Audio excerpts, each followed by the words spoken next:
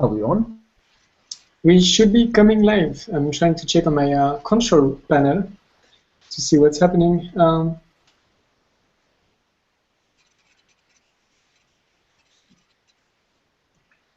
We are still trying to get online. So you start somehow. I will be starting with a short introduction on what the Twebinar is, but I'm just trying to check that we are live on. If anyone can see us, sorry for the small 1 or 2 minutes delay in starting this webinar today. We're trying to make sure that people can see us. And it seems it's the case now. Excellent. So let me introduce briefly this webinar. My name is Sebastian, and I'm running this capacity building training for Adopt a Negotiator project. It's a project from the GCCA, the Global Call for Climate Action, and we have a chance to have our own communication coordinator with us today. The training is aiming at deliver within 2 months a set of skills that relate to the work that we are doing with our project, and so to empower anyone taking part to this totally open training to gain some additional knowledge and insights on how to make best use of social media, how to better understand and communicate climate science, and for the topic of this week, how to better interact with the media and how to pitch stories and place your own stories actually in the media. So we'll be coming back on this in a few minutes. First, let me kick the ball to Christian, so Christian could perhaps introduce himself. We have a great chance of having our communication coordinator today, and he will be sharing a lot of his secrets. Christian, do you want to say just a few words about yourself? And then I will just explain again to our participants how to interact during this webinar, and I will kick it back to you for the full lessons that you are willing to share with us today. Yeah, thank you, Seb. Hello, everybody who has tuned into this today. Nice to see you, even though I don't see you. Indeed, my name is Christian. Teriete is my surname. I'm a German guy working on climate change for the past 10 years, first 7 or 8 years in WWF in various roles and regions of the world, coordinating climate and energy communications and campaigns.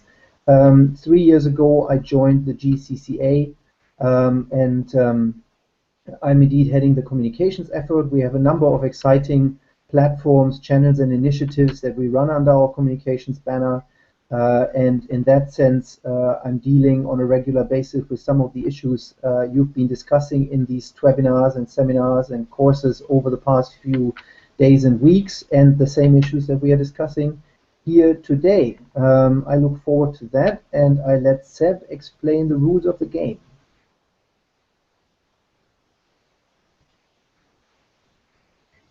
Excellent. Thank you so much, Christian, for the introduction. So for those who are joining us today, hopefully you are following us through this webpage that we set up on Adopt a Negotiator. If you look at the bottom of the page, we put the instruction in written, but basically it's very simple. If you use Twitter, you will just go and use your Twitter account, and then you can tweet during the next 60 minutes any questions that you would like us to raise with Christian. Using the hashtag climate tracker. I will make a written sign so you can see that in a minute. But hashtag climate tracker on Twitter, any question that you might have, and I will raise them with our guest today and our expert, Christian Teriete. If you have any additional resources you would like to share or comments, please also contribute to the discussion on Twitter so that other participants can benefit from your own insight or perspective or thoughts. Christian, let's start. Oh, just the last element. So we will do a couple of presentations now. I'll address 2 different topics. We'll have a structured webinar today with first a focus on the role of narrative and how it is important to understand narratives before you deliver some content in order to make sure that that content really reaches your audience. And in the second part, we will discuss another very important element of working with the media, which is media pitching. Christian will share his experience on both of these. Between both, we'll make a short break to have to discuss any questions that you might have.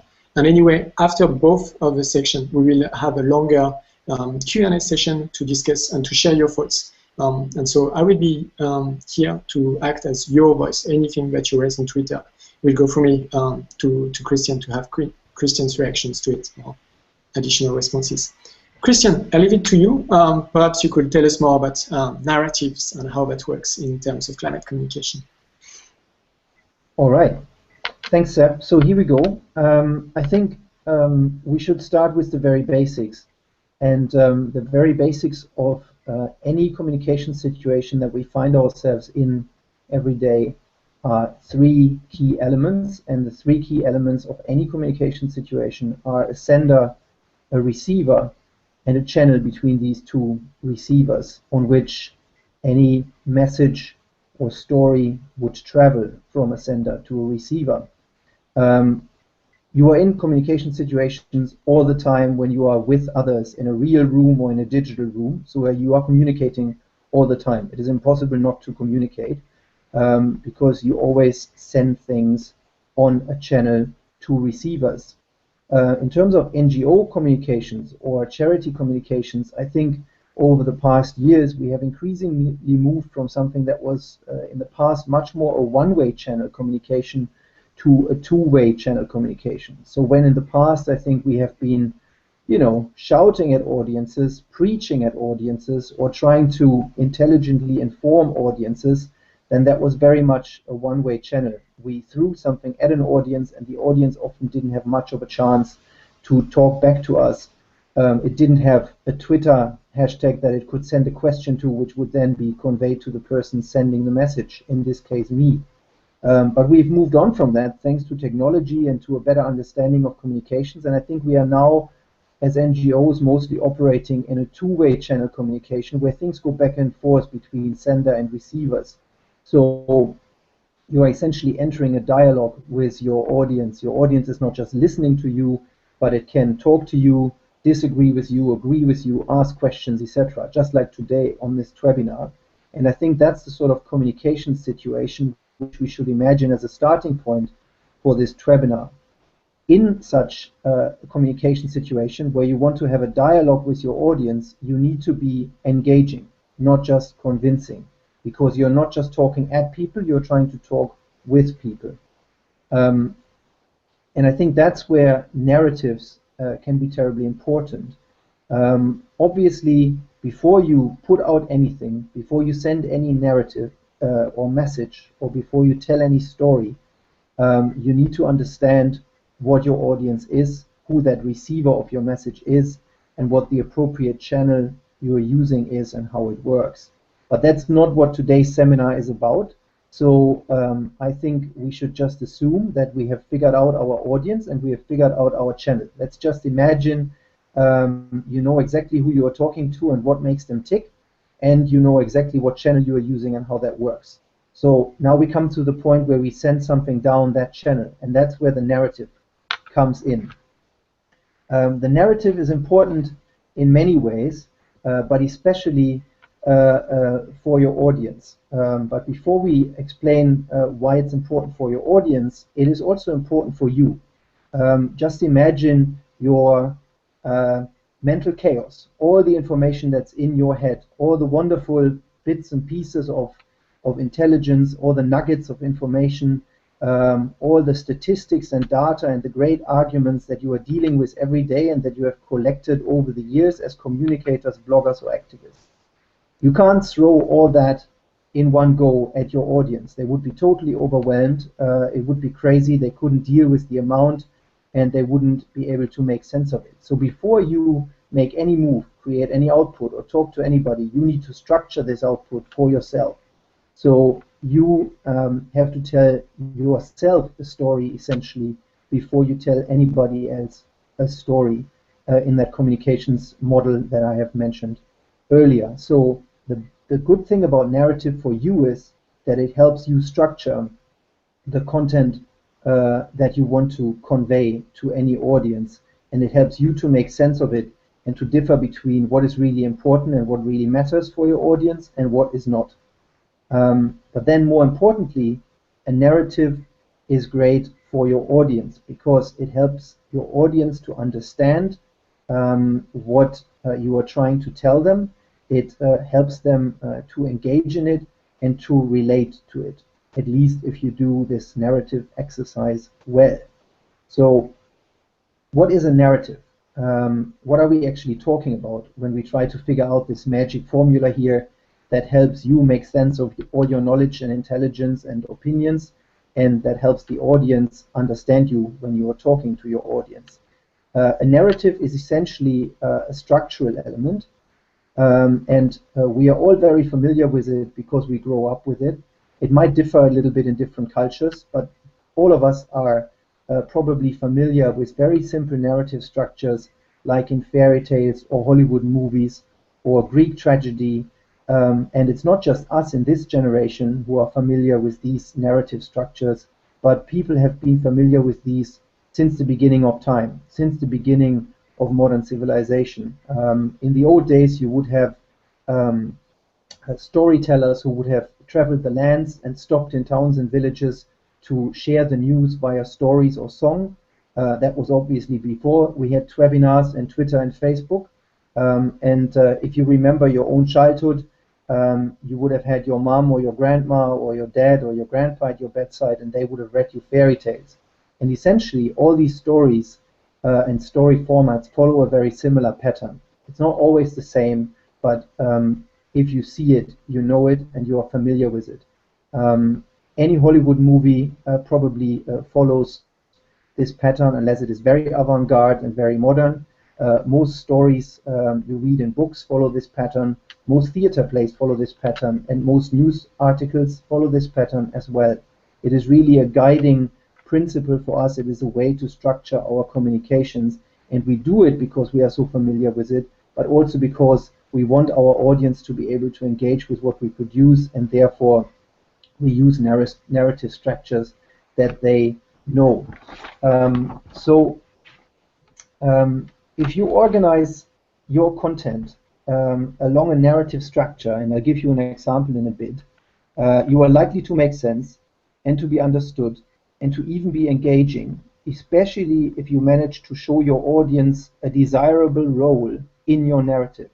So you don't just give them information, but you tell them a story that they are part of, that they are a character in, and then they can imagine what you're talking about, they see themselves in it, and it can even be empowering, it can even be something that makes people do things, change their behavior, change their views, so it can be terribly powerful.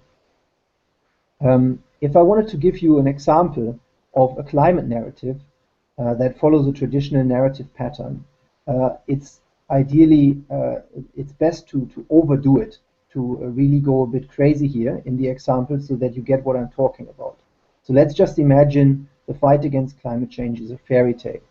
Then obviously you start with once upon a time there was a terrible big problem that was facing the earth and the people and the animals living on it, climate change. So that's part one of a sort of basic narrative, a problem, a challenge. Usually in most narratives, part two is a bad guy.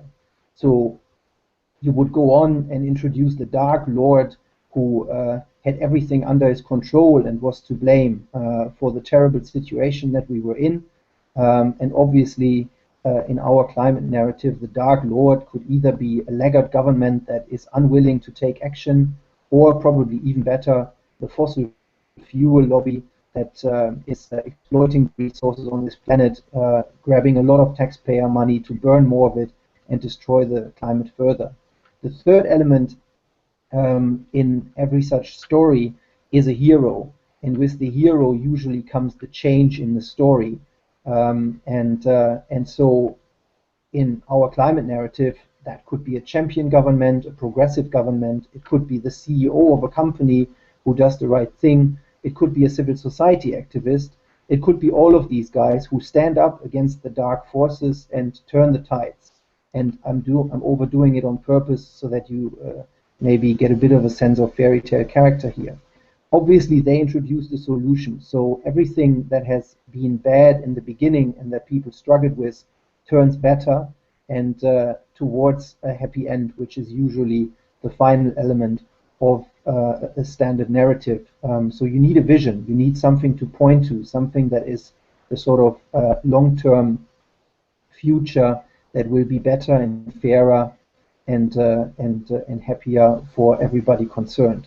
I think Those are the 5 main elements of the most basic traditional narrative structure that most of us are familiar with: a problem, a bad guy, a solution and a hero, and a vision or happy end.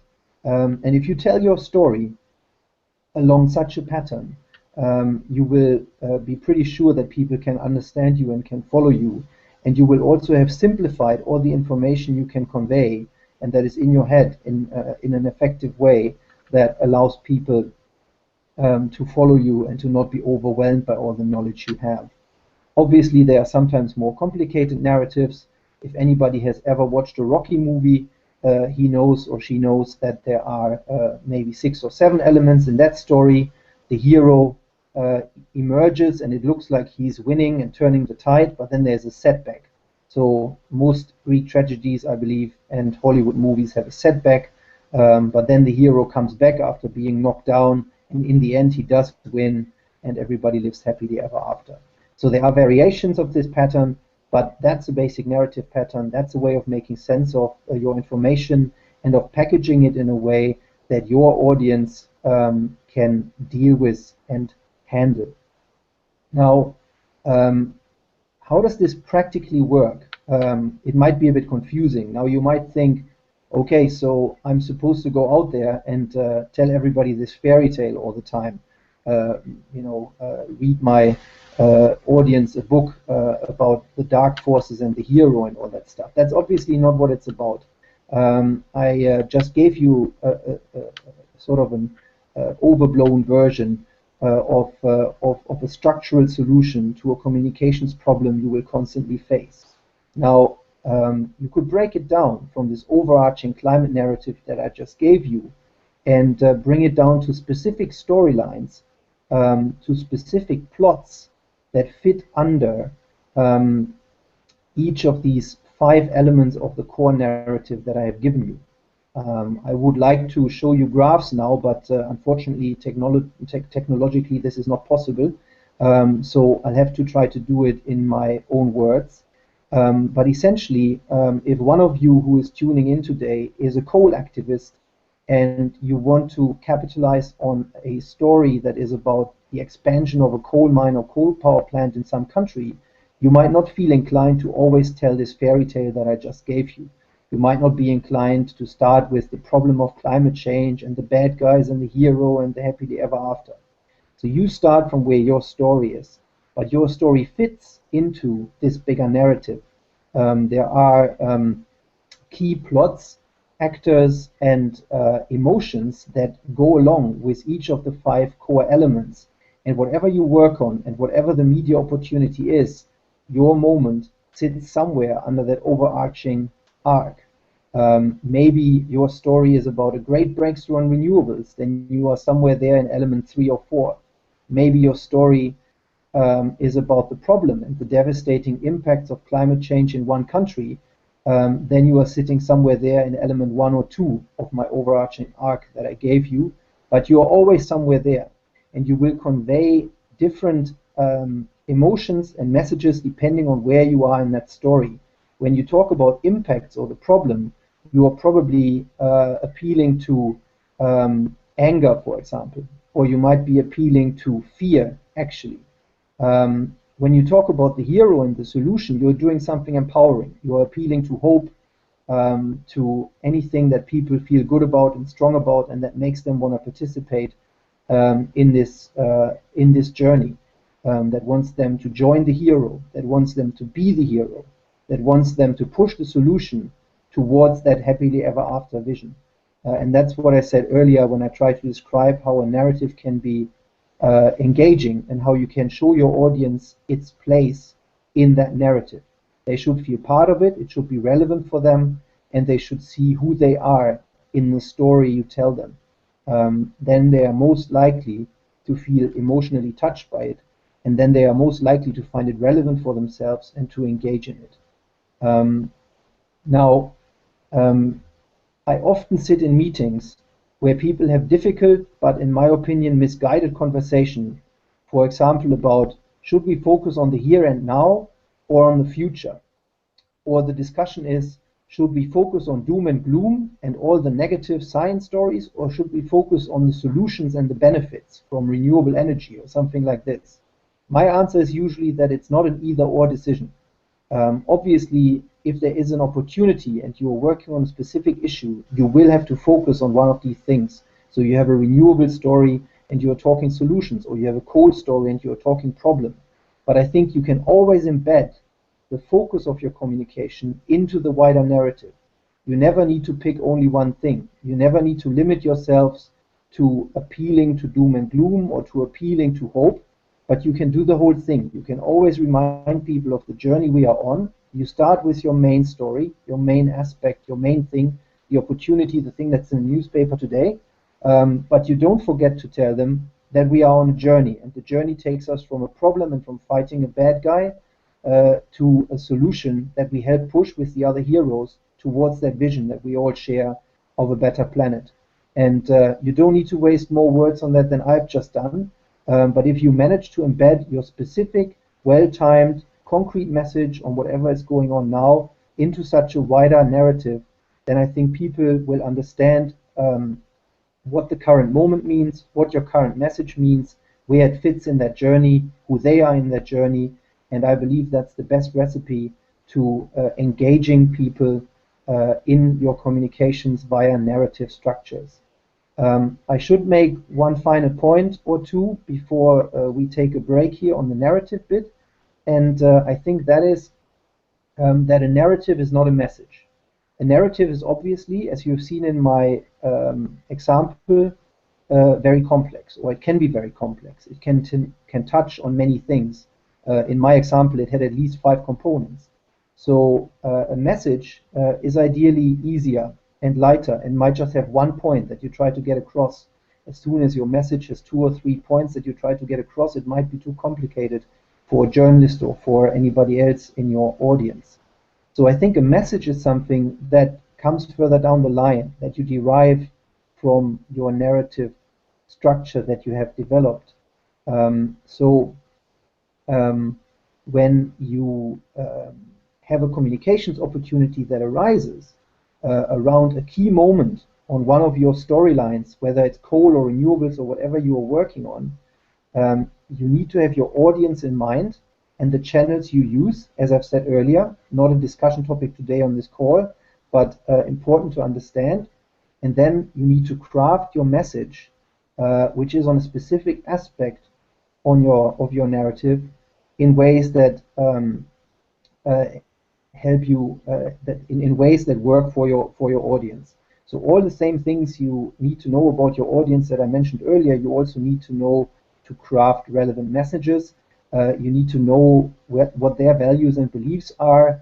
You don't try to force them to walk into your church. You try to see what church they are in, and you try to go to that church and have a conversation with them. So that's your messaging work. It's very specific. It's at a lower level underneath your overarching narrative, and that's also where the framing discussion is, where you frame things and craft messages in ways that work for your audience. I think this might not be textbook definitions, but this is how I make sense of these different things for myself, and I often see how people throw all these terms into the mix when they have a discussion about communications, and when narratives become messages and messages become frames and frames become narratives, but it's definitely not all the same, while it is interrelated. So I think it is important for clarity to differentiate between these points. Obviously, when later we talk about pitching things to the media, we will come back to stories and narratives, because that's what media coverage is all about. Things that are in the newspaper are stories. So a lot of what we've just heard should be relevant for that section as well, but I think we want to take a break first so that we can have questions. Thanks, Christian, for this great explanation. I think what we will be doing is that we will provide in bullet points the 5 elements that you have discussed.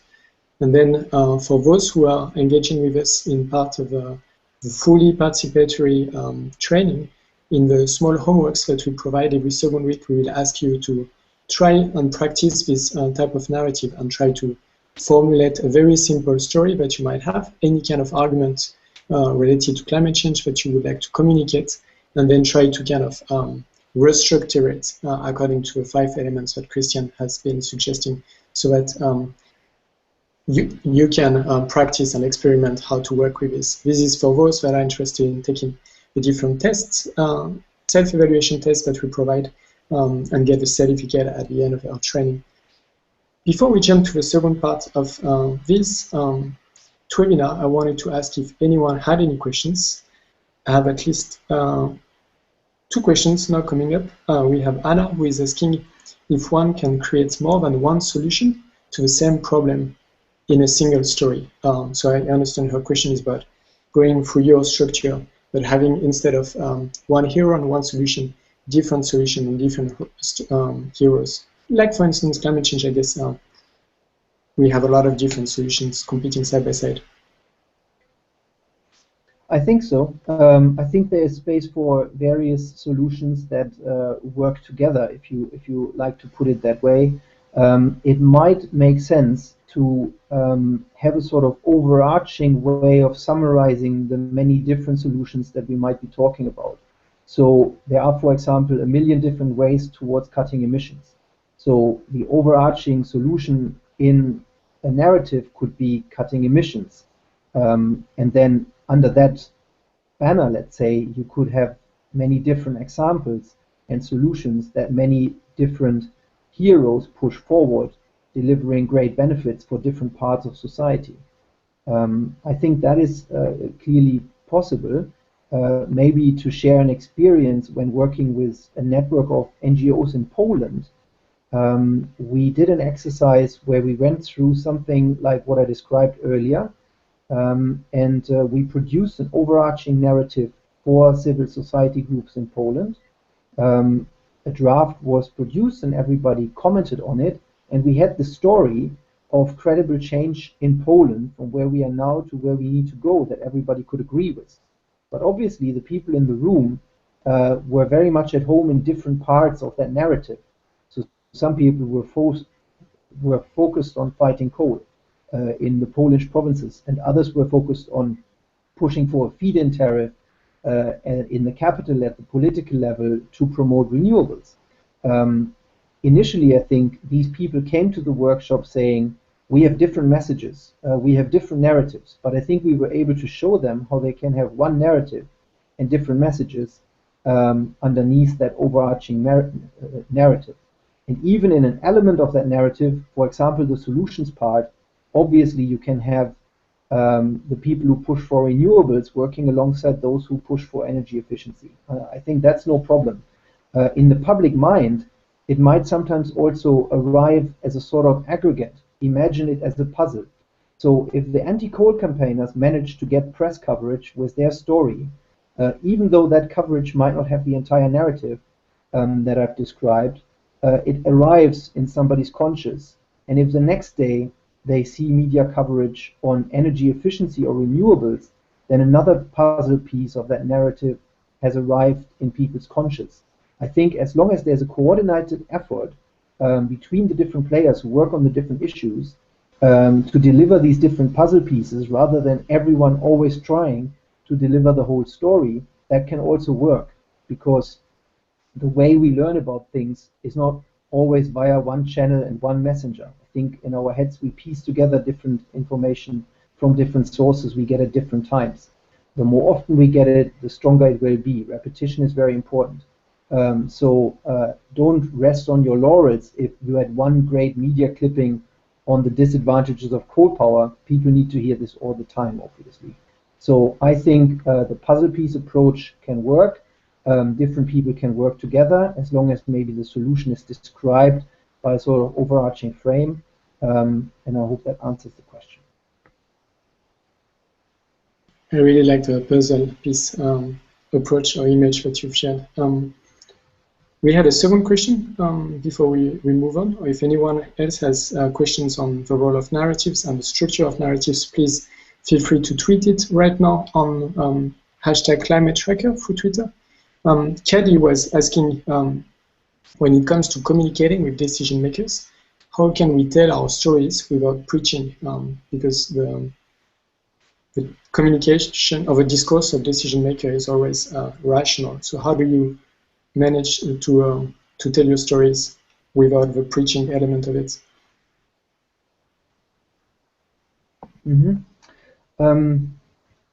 Well, that's a very broad question. I'm not sure I have a simple answer to it, but I believe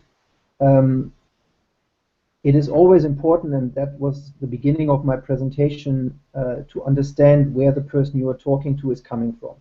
So put yourself into that person's shoes in your direct conversation with this person.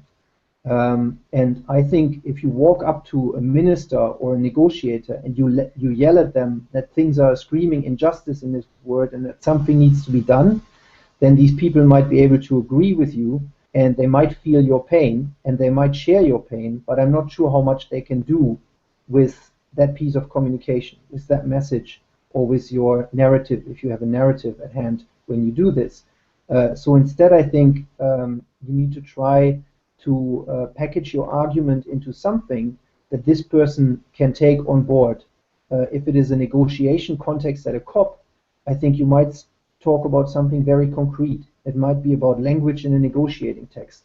I think there are wonderful examples from previous COPs where some young activists managed to get important language into negotiating texts about intergenerational justice and youth, and they did this in very charming ways by approaching negotiators not with a rough, aggressive activist tone, but with substantial contributions and incentives. I think gold stars were distributed for people who did the right thing.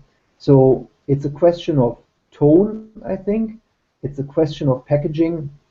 It's a question of understanding where your receiver of your message is at and what they need to be actually able to act on your message if they want to. The funny thing is that sometimes we can be a bit schizophrenic about this. So if you take an organization like Greenpeace, they might do something in public where they demonstrate spectacularly outside the gates of a company, and it looks like they're doing something very aggressive. And then a day later, at an industry conference behind the scenes, the Greenpeace lobbyist walks up to a key person from that company, and they have a very calm and civilized conversation about what is happening. And you think there is a disconnect between the aggressive protest and the rather friendly or constructive approach behind the scenes. But I think that's also always important to remember, that communication in the public sphere can be very different from one-to-one conversation behind the scenes. In the context of your question here now, I think it can be very important to be loud, aggressive, and protest outside in the public sphere, because that means that the media will pay attention and you might be creating political space.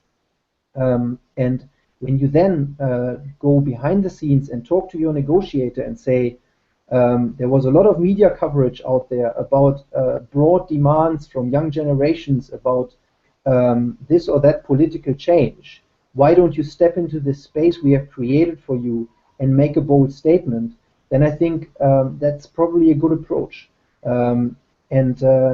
It might sometimes be weird because you think you're saying A in the one context and B in the other context, and you're contradicting yourself. But I think most political professionals who are used to this won't understand this as a contradiction. I think they will understand it as a very strategic approach to communications. So you can send very different and even conflicting messages to the same negotiator depending on what public or non-public venue you choose for your communication, if that makes any sense. I think I'll leave it at that.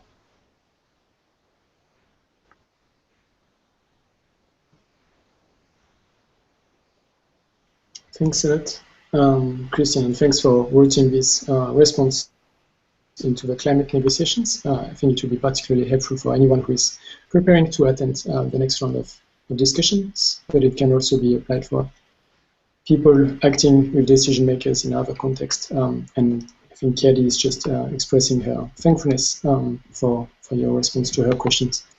If anyone has additional questions to the role and the importance of narrative and of structuring stories in climate communication, please continue to tweet those. We are moving now forward with the second part of this webinar, but we'll be coming back to questions in about 15 minutes. I'll kick it back to you, Christian, again for the second part. So now you are going to tell us about pitching stories to the media effectively, right? Okay, and can you confirm, Seb, if we have the slides visible now? Let me try that, but it should be working in a minute. So if you just start, I will be uploading it. Okay, so for this second part, we have some slides, and I hope you can see them. I have borrowed these slides from a former BBC journalist who is now no longer working for the BBC. I could have used my own slides. I do have some experience with pitching to the media, but I thought it is even better to use slides from somebody who looks at it from the other perspective, from the perspective of a friendly journalist who sometimes despairs because NGOs and activists can sometimes do such a poor job at working with the media. So this journalist at some event shared some slides with NGO communications people to suggest how they can do a better job engaging with the media. And I thought that might be a helpful reference point here for this discussion just now about pitching to the media. I think further down in these slides you will understand why the stuff we discussed earlier about narratives is also relevant here, because what journalists are essentially looking for are stories. So your exercises at creating stories rather than just opinions or messages or information could be useful for successful engagement with the media. Now, I should start with these first few slides, which are not informative. They're just meant to be a bit funny. Just to confirm that it's working and that our audience is seeing the slides, Christian, so you can refer to them as much as you want. Wonderful. So for those who are not in the UK and not familiar with British media, you should know that the Daily Mail, the Daily Telegraph, and the Daily Express are newspapers that largely fall into the climate skeptic category and have often stories on climate change that you would probably not find that helpful. So this journalist gave us these slides with headlines we might want. And if we ever manage to get into the Daily Mail a headline like on this slide, or if we ever manage to get something like this on this next slide into the Daily Telegraph, we would have been very, very successful, because the headlines and the stories they are publishing at the moment are the opposite. The guy on the photo here is known to be a skeptic or denier who publishes regular columns. If he would change his mind, that's what you would want to achieve. It might be impossible, but the reality looks different. The reality is that we get headlines like these. On the third slide, another paper that is known to often produce rather skeptical climate media coverage, and not as bad, but pretty much almost as bad, is something like this on slide 4, no news. Because what seems to be a great story for us, or what might be important news for us, does not necessarily always feel like important news for a journalist. So these 4 slides are just meant to be an introduction to show us what we are dealing with. So if we try to engage with media to get the right headlines or to avoid the wrong headlines, then I think we need to be aware of some realities in news media that should guide how we try to engage these media. It is important to know that in most newspapers or wires, editors and proprietors set the tone, not specialists. So it might be pretty easy to convince the environment correspondent of The Guardian that an important climate story needs to be in their paper, but it is already more difficult to convince their editors, and it is even more difficult to convince the editors of more conservative papers. There's always a desire for another view, a conflicting view. That's how so much skeptical science coverage comes into newspapers. Having great relationships with environment correspondents or other specialist reporters doesn't necessarily do the trick. Another important reality is that other issues are dominating. While we understand how important climate change is and that it probably should be the #1 news item on most news days, unfortunately news work differently, and other issues get more coverage, whether they are about economic downturns and recessions, or the local gossip story about some actress in a movie who's had some scandal. That's usually what grabs the headline.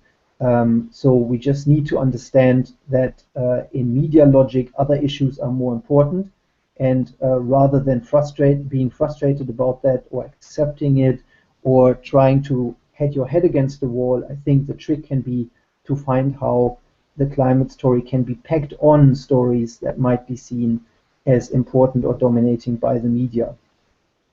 Cuts and juniorization are a challenge and a reality in the news media, so there is not much time.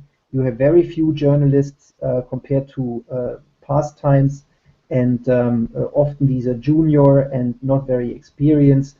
So if you try to land a story, you are dealing with somebody who is covering many different beats, who might not know very, very much about the issue, who is working extremely hard for a low salary, and who might find it difficult to have time for you and to consider your story because you are competing with so many others. Clearly, in the older days, this was somewhat easier.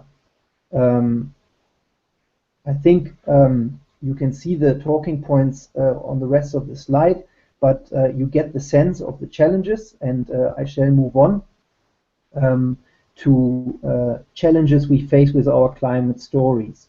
So you've seen the challenges we face with the news media. Now our climate stories also don't come with challenges.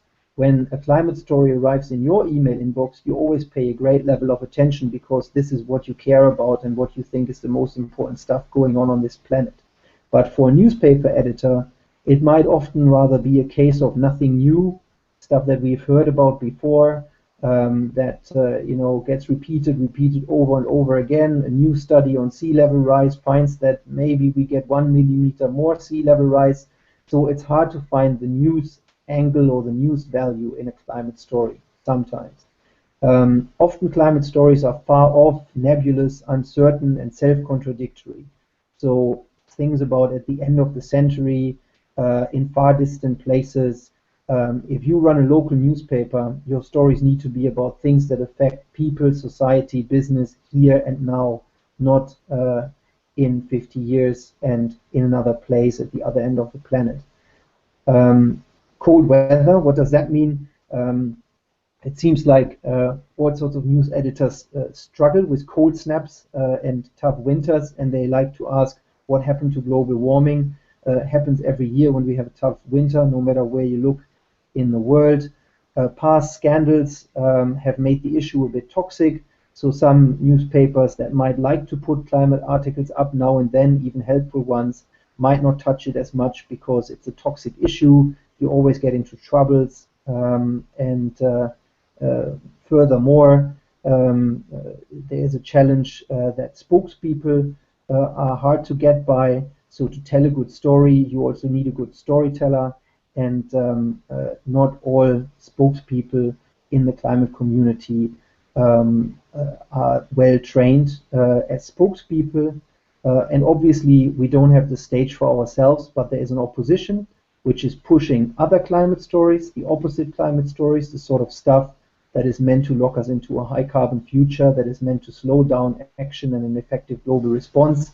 So as if the news media landscape wasn't difficult enough, as if climate story pitching wasn't difficult enough, we obviously also are dealing with skeptics and deniers who have their own agenda and taking up a lot of space, especially in the Anglosphere, where the media is pretty open to those flawed views on climate change. Now, if you are trying against this backdrop of challenges and difficulties to get your story across, then you need to answer the journalist question. This is very basic. You probably know all this. If you draft a media advisory or press release, then you definitely need to answer all these questions, ideally in the first paragraph or in the headline or very early on. If a journalist needs too long to find answers to these questions or doesn't find these answers at all, then your effort was probably lost. So you want to tell the journalist what happened, when did it happen, who was involved, why did it happen, where did it happen, and how did it happen. Especially the 5 W's are very important. And if it's a pitch where you speak up to somebody, where you make a phone call, or where you send a media advisory, always make sure you have these covered, because that's the essential information for a journalist. So here's an example on the next slide with the burning house of a typical assignment for a reporter. And it is pretty easy to see why this is a story that will make it into the newspaper. What is it? You look at the next slide now. It's a house fire. Who is involved? Children, parents, and firefighters. There are people you know maybe in your neighborhood, people you can identify with. You can imagine that you would be these people, and that you you can identify with them, and that brings it close to you. Where is it happening? In a house like mine. Again, this could be you. It's very relevant for you. You want to know why it happened, how it happened. Is there risk for yourself? When does it happen? It happens now. It's not in 2050 or at the end of the century. So it feels very urgent and relevant. I can't ignore it for a while. I need to deal with it now if it's something that affects me. Why did it happen? Because of things that draw attention, like an accident, carelessness, or malice. How can it be dealt with? Regulation, technology, behavior changes, things that people can engage with, that most mainstream people find useful, meaningful, and relevant. So in a way, this is easy for an editor, and this makes a good story. Now compare this to the climate story, and you'll see why we sometimes have such difficulty. I'll give you the slide now that is maybe the depressing one, but I'm sure you can work on this slide and answer these questions differently than they're answered here, and then you will be able to make an exciting pitch for your climate story. So in case of the climate story, what is it? Yet another climate story that repeats what we have already heard. Who is it? A bunch of scientists or bureaucrats who no one's ever heard of. Where? Somewhere else. Not here, at the other end of the world. When does it happen? Decades in the future, maybe never. Why does it happen? Because of my lifestyle, which produces a lot of carbon, and I quite like that, so I find it hard to engage with this story. And how would we deal with it if we would ever care about dealing with it? Well, with ugly wind turbines, higher energy bills, and hippies who want to rule the world. So obviously this is overdoing it, but you get the point. You see why sometimes a climate story is a difficult pitch. So you need to work hard on making a better pitch than this one, so that the journalist will treat the climate story just as much as just like the burning house story. And if you think about it, it's not so far away from the burning house story, because a burning house is like a burning planet. We are the people in that house. The firefighters are standing idle nearby at the UNFCCC and not making much progress in the negotiation. So there's your story, right? Firefighters who are not doing their job. That's just to say you can package it differently, you can answer these questions differently, and you will be successful. So that's your job. Your job is essentially turning these graphs that we are all too familiar with and that many people struggle understanding into something like the photo of a burning house with a fireman rescuing a child. If we manage to do that, then we have succeeded. There are a few pointers towards how that can be done, and I'm on my second last slide, so I think we are coming to a close and might have 5 minutes left then for questions. So some pointers for how this can be done. Ideally, you need to put a moment or a story on the agenda of the journalist before it happens. So you don't wait until it happens and come running and screaming an important story has just broken, but you prepare this. You put it on the radar so that the journalist has paid attention beforehand, has it in his diary maybe, and then when your actual story comes, you might be walking into an open door rather than knocking on a closed door. Going back to what we said earlier, you need to develop storylines, angles, and it can't hurt to have some controversy. Essentially, you need a story. You need a story that engages the journalist, in this case, just as much as it engages the audiences in the narrative part that I talked about earlier before the break. You need to provide interesting voices and faces. So, you know, just papers and numbers and stats and data are often difficult. Maybe it works for financial press, but ideally you have people, and controversy is about people. So if you have people with different views, if you have a brave, progressive person who stands up against a sleazy fossil fuel lobbyist, then maybe you have your voices and your faces and you have your controversy. You try to frame the messaging to make your stories fresh. So while repetition is important, maybe don't always use the same worn-out language which people find off-putting and which makes them switch off. Provide materials reporters can draw from. It's not enough to just tell them, hey, there's a great story, maybe you want to do something with it. Because they're also stressed out, have so little time and are so busy, you need to give them a resource. And then ideally you stage an event in reality to pack coverage on.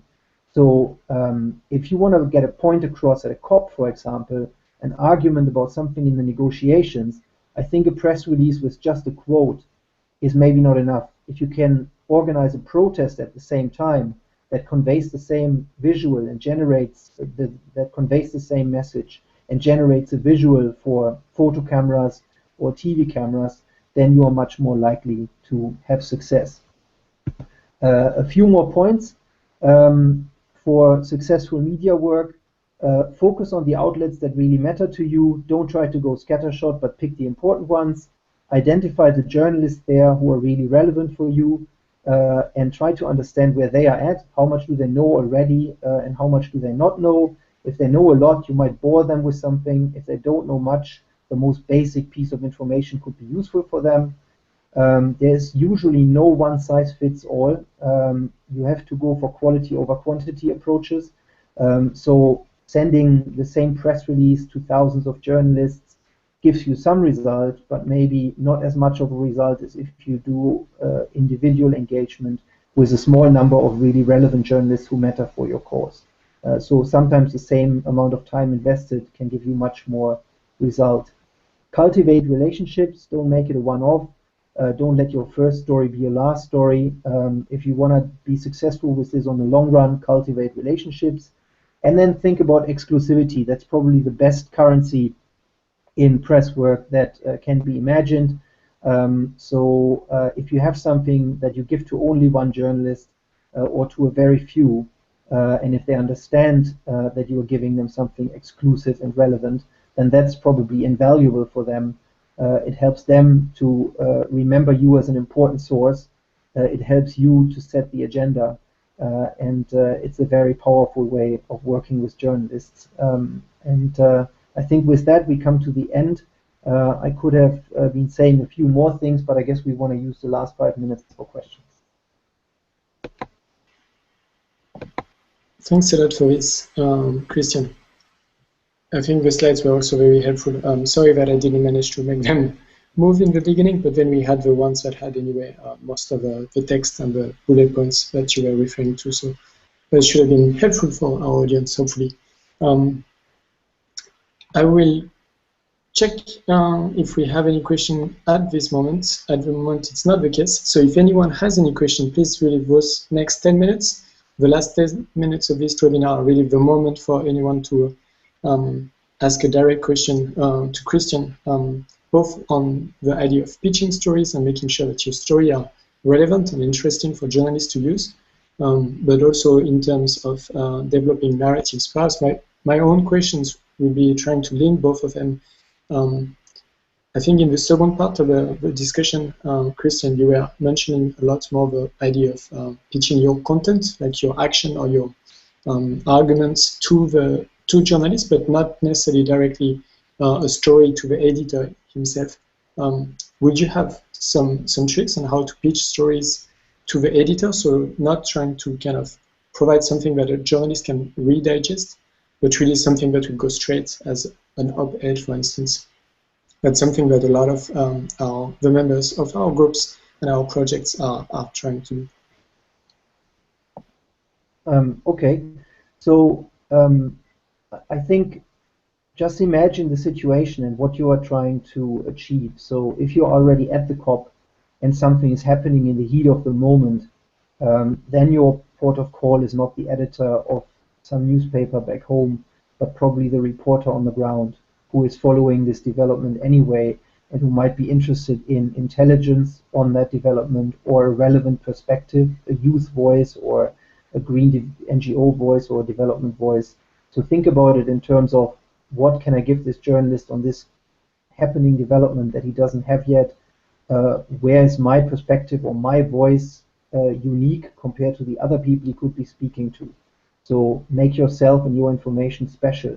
I think if you don't have a special perspective to offer, or if you don't have special information, perhaps don't try to waste the journalist's time until the moment when you have something that's really relevant.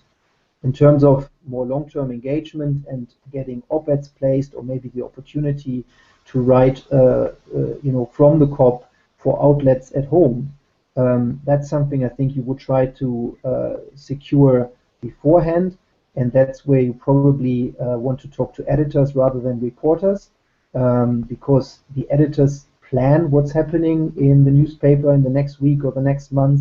They decide who gets how much space for what. They will know if a reporter is deployed to the COP or not. If there's no reporter deployed to the COP, they might be likely to take pieces from you, because then you are essentially their correspondent. I think we have seen this work with the Doctor Negotiator trackers in the past, from Poland and Pakistan, for example. Very impressive results. And I think just try to find the arguments that make a good sales pitch for this editor when you try to get that space secured. The fact that you might be the only person from your country who is like a blogger or journalist or communicator at that COP is a strong argument. Your additional youth angle, if you are a young person, I assume mostly young people here, is probably also a strong argument, especially if the outlet is trying to reach out to a young audience.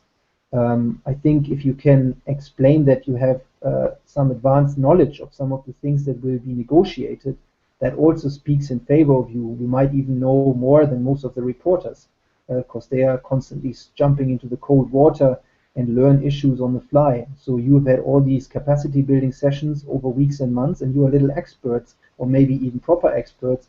I don't know who is listening. You could go on finding 4 or 5 or 6 or 7 other good sales pitch arguments, but just try to imagine what this editor might need or be interested in, and then try to sell yourself or your potential contribution along those lines. Make a good case using the points I just suggested or others that might be more appropriate. We have one additional question. I'm sorry for a small delay. Always I have to run and unclick the mute button. The additional question from Anna was exactly about the UN climate change negotiations, and how do you manage to sell it, considering how long the process has been going on and how much governments seem to be dragging action in these negotiations. How can you make this exciting and sell this to editors? Before you respond this, I just would like to give a last chance for anyone who is watching to send a question before we wrap up, because we'll be concluding this webinar very soon. Mm-hmm. I mean, that's a fair question, and there might not be the ultimate trick that gets everybody excited about a COP. Some media might just have decided that for the time being it's not something they cover. But I think, compared to the past couple of years, the long hangover after Copenhagen, things are looking a bit friendlier again. I would probably just make a bold claim, really, that climate is back on the agenda. There's a bit of a renaissance or a comeback. We've had the IPCC report, and we will have further installments, so the world will keep hearing about climate science, climate impacts, and climate solutions in very powerful ways that make a lot of media coverage as well. I think it is important to point out how this issue is now returning to the agenda of heads of states. Ban Ki-moon has challenged the heads of states to deliver something in 2014, which will lay the groundwork for agreement in the UNFCCC in 2015. So when something reaches heads of states level, then it is something that media can generally not ignore. So I think if a journalist or an editor hasn't understood that yet, it is fair to point it out to them and making that case. Now, the COP is not the IPCC, the COP is also not the Ban Ki-moon Leader Summit, but obviously it's the venue where all this then comes together and crystallizes and where the ultimate solution needs to be made. So I think the one approach that I would recommend is talking up its importance, talking about this comeback or renaissance. The other thing is obviously what I said earlier in the slides, controversy and outrage, scandal, things that media or audiences would just find wrong and bad. I remember when I was in my first job in NGO communications, we tried to get newspapers to write about the EU ETS, the European Emission Trading System. It's extremely technical, very difficult, definitely not a hot story, but it became a front page news story in Germany because an economy minister and an environment minister had a big fat shit fight about it. And the fight was the media story, not the EU ETS, but because of the fight, suddenly even my aunt and my uncle knew about the EU ETS. So controversy can be a good way to get stories into the media that would otherwise not be there. And heading for Poland with a Polish host who seems to have some weird ideas about climate change and energy solutions, I think we have a lot of potential at our hands to bank on or capitalize on the potential for controversy. There seems to be a lot out there already, and I'm sure we'll have more as we come closer and go into the COP. So surfing on that wave might get us actually quite a lot of attention for the COP. All right. I think we'll be concluding on this hopeful note that we can actually manage to sell some stories in relation to the COP. If anyone has additional questions, you're free to use the Twitter chat, and we will try to still convey them to Christian. Otherwise, I thank everyone for your participation. As mentioned, I will be putting as bullet points the key points that were mentioned by Christian in the first part of the presentation, and we'll be continuing in providing some additional events and materials related to mainstream media, working with the mainstream media and strategic communication. We just had a post written by Natalia Clark, who is one of our veteran trackers, on how to prepare a communication plan. So a little bit of what Christian, I guess, mentioned in terms of preparing yourself ahead of an event. And next week, we'll have additional blogs on how to build and develop relationship with editors, and have an interactive event, probably a Twitter chat, with the communication coordinator of another very active climate NGO, 350.org. So for any kind of additional input and insight, I invite you to stay tuned, and we will be back in touch next week. Thank you for your participation, and thank you, Christian, so much for sharing all those insights with us. Bye-bye.